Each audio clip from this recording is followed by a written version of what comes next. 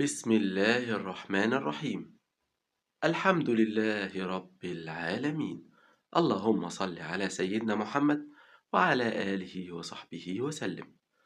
السلام عليكم ورحمة الله وبركاته. طاب مساؤكم بكل خير. حفظكم الله من كل شر وسوء.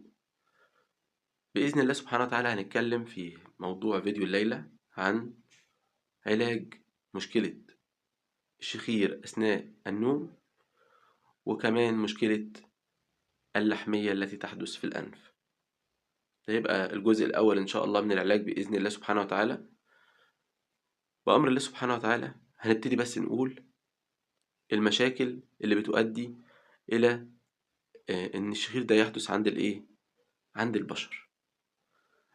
بيكون في مشكلة في ارتخاء الأنسجة في مجرى الهواء، بحيث إن هو بيحصل ضيق، بيحصل تضييق، بيؤدي التضييق ده إلى بتأيد تدفق الهواء، بيحصل تقييد لحركة تدفق الهواء، بيحدث اهتزاز. بيختلف كمان حجم الشخير من شخص لشخص، ومن تقييد كمية الهواء دي في الحلق والأنف. بالنسبة برضك مشاكل نزلات البرد والحساسية تؤدي إلى تفاقم الشخير، لأنها بتسبب تورمات في الحلق واحتقان للأنف. طيب إحنا إيه الأسباب اللي ممكن تؤدي إلى الشخير؟ طيب ممكن يكون إيه؟ ممكن تكون السمنة هي سبب من الأسباب الرئيسية في وجود الشخير دوت. زيادة الوزن، ضعف قوة العضلات في الحلق واللسان، المشروبات الكحولية، تضخم الأنسجة اللي في الحلق، وضعية النوم نفسها، انقطاع النفس عند النوم، انسداد المجاري الهوائية الأنفية. كل دي عوامل تؤدي إلى وجود الشخير. طيب في حاجات ممكن تحصل لما بيزيد الشخير. بيحصل احتمالية إن احنا نصاب بارتفاع لضغط الدم لا قدر الله لو احنا سيبناه وما عالجناهوش، وممكن تؤدي لسكتة دماغية وأمراض القلب وصعوبة في التركيز وهذلان كده أغلب اليوم وعايز تنام. كل الكلام ديت بتؤدي إلى حدوث الشخير.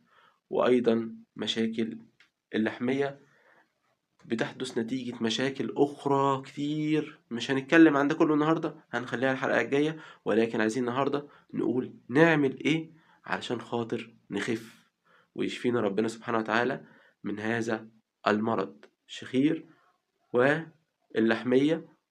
بأمر الله سبحانه وتعالى محتاجين إن احنا يكون عندنا ماء ويكون عندنا زيت زيتون.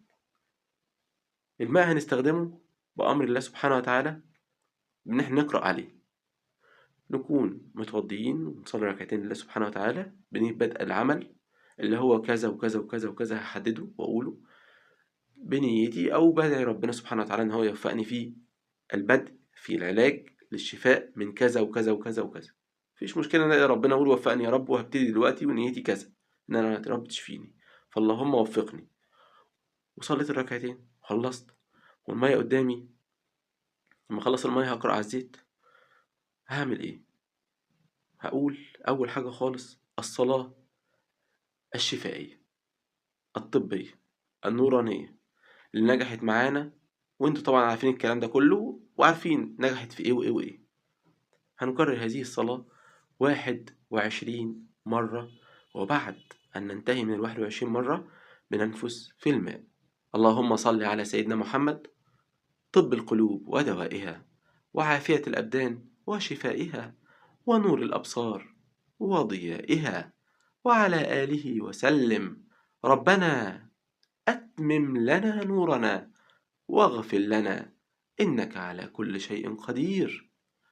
والتركيز والهدوء وحضور القلب والعقل في اللي انت بتقوله هو أهم خطوات الشفاء، مش السرعة.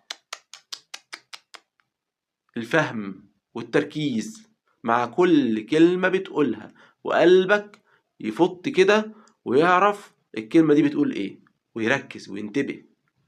تركز وتنتبه وبشويش وبالراحة وبهدوء، علشان خاطر هذه الصلاة فيها يعني مش هقول 99% بل 100% من الشفاء إن شاء الله بإذن الله. وبعد كده بأمر الله سبحانه وتعالى، والقرآن 100% شفاء. وبعد كده بأمر الله سبحانه وتعالى نفسنا في الماء بعد 21 مرة، نقرأ سورة الفاتحة التي تفتح كل الأبواب المغلقة في الدنيا كلها، اللي هي سورة الشفاء. نقرأها بهدوء وشويش وتركيز. بسم الله الرحمن الرحيم، الحمد لله رب العالمين، الرحمن الرحيم، وركز وكمل 7 مرات. وبعد ال7 مرات بننفس في المياه. وبعد كده بنقرأ آية الكرسي، يعني الآية اللي هي العظيمة اللي فيها شفاء من كل داء بأمر الله سبحانه وتعالى. أيضا نقرأها 7 مرات بهدوء أيضا وتأني، 7 مرات وننفس في الماء. ثم نقرأ السورة العظيمة، السورة الجميلة، السورة المعجزة، سورة صاد. نقرأها بالراحة أيضا ونركز قوي مع سورة صاد وإحنا بنقرأها، مش تاخد وقتنا كتير بس نركز. تمام؟ مرة واحدة فقط. ثم نختم بهذه السور العظيمة، سورة الإخلاص والمعوذتين. كل سورة، هما 3 سور، كل سورة هنقرأها 3 مرات. وبعد كل قراءة للسورة 3 مرات نخلص وننفس. بعد ما خلصنا ده كله نصلي على الحبيب المصطفى سيدنا محمد صلى الله عليه وسلم مرة واحدة بعد الانتهاء من القراءة.